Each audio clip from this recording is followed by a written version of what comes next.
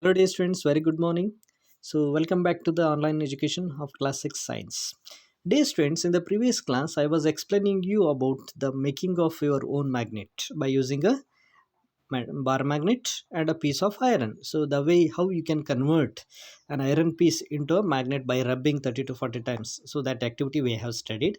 So, here there is one small activity number 6. Okay, so which explain you how the magnet can be compass can be made into a magnet. See, so magnetize an iron needle using a bar magnet. So what you need to do in the before itself, you have to magnetize an iron needle using a bar magnet. Okay, so now insert that magnetized iron needle through a small piece of cork. You have to insert into a small piece of cork or foam. Okay, so let that cork float in the water in a bowl or a tub. So let that cork, which is filled with inserted with the magnetized needle, so let it float in the water. Okay, in a bowl or a tub, in one bowl or tub. So make sure that the needle does not touch the water. You have to make sure that needle should not touch in the water. Okay, but cork can touch it. So that can be shown in the figure 13.12. Let's see that later on. So your compass is now ready to work. So this is what the compass, because the needle which is magnetized acts as a compass. This is now ready to work now. So you have inserted it in a cork or a foam, and that later on that cork or foam is made to float in the water. Okay, so make a note of the direction in which the needle points when the cork is floating. When the cork is floating in the water, you have to make a note that in which direction the needle is pointing.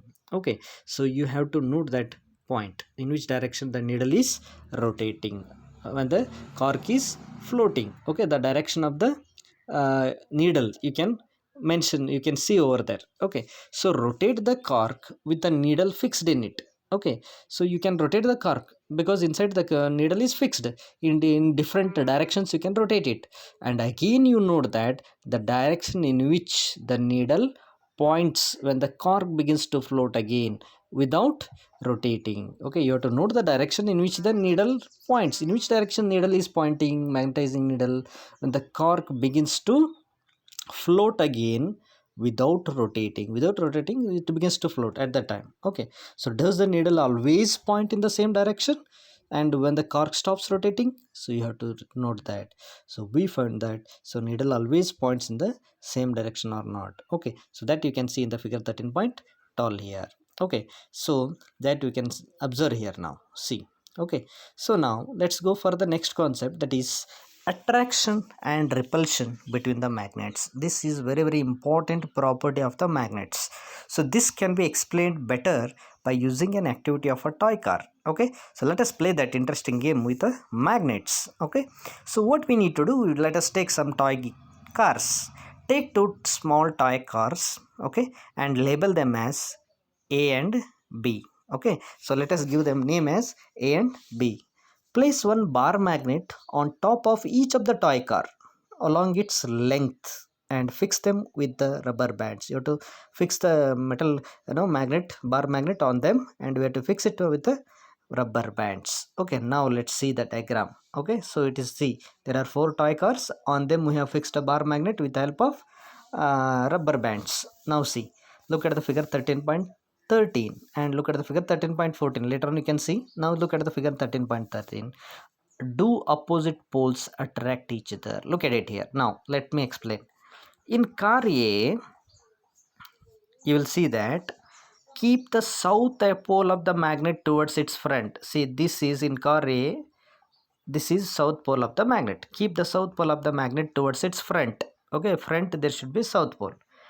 And place the magnet in opposite direction in car B. Place the magnet in opposite direction in car B means the front pole should be north. Okay, front pole should be north. Now place the two cars close to one another. Now bring them, both the cars. Okay, so now bring both cars close to each other.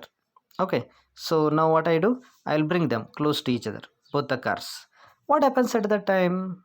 Okay, when the magnet is placed, opposite poles are placed opposite to each other. Now bring those both car A and B close together.